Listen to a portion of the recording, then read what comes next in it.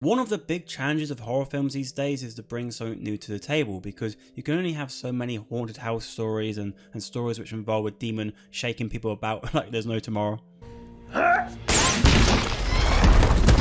And in recent years we've had some decent new horror films like Hereditary and Get Out for example, but the film we're talking about today, The Pope's Exorcist, this one goes over some familiar ground. In this film we have a cliche right out the gate, as we have an American family moving into a Spanish abbey to renovate it, and of course things aren't all as it seems. After the young boy in the family gets possessed by a demon, Father Morph, played by Russell Crowe, gets sent over to help sort out the situation. Now this is based on a true story. Father Morph was a real person. He was the chief exorcist for the Vatican.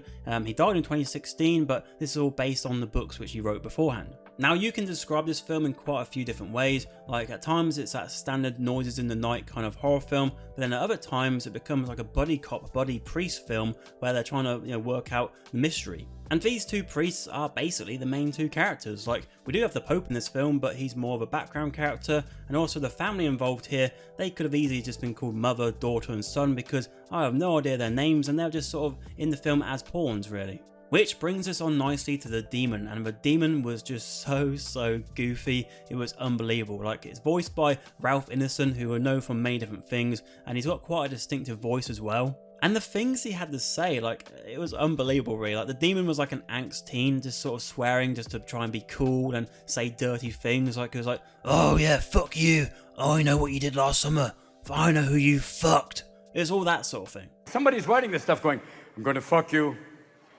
so hard.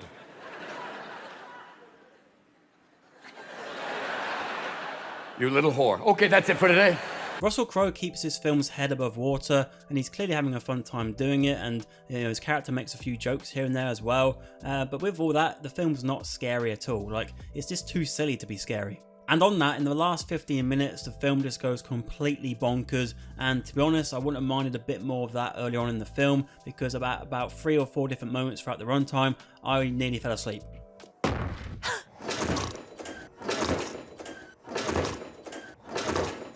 So with The Pope's Exorcist, it never goes into that so bad it's good category, but there are certain scenes and certain lines in particular that if you pluck them out, they are pretty funny. And so yeah, fair play to the young boy who had to be possessed for the whole film and also have to have those things said out of his mouth. I shouldn't have said that. I should not have said that. I shouldn't have said that. Unless you have a great desire to see Russell Crowe speak Italian and perform an exorcism, then maybe check this out at some point, but otherwise I'll say it's not really worth the bother. But of course, let me know your thoughts down in the comments below, and if you wish to see another video on screen right now as our review for the Super Mario Bros. Movie.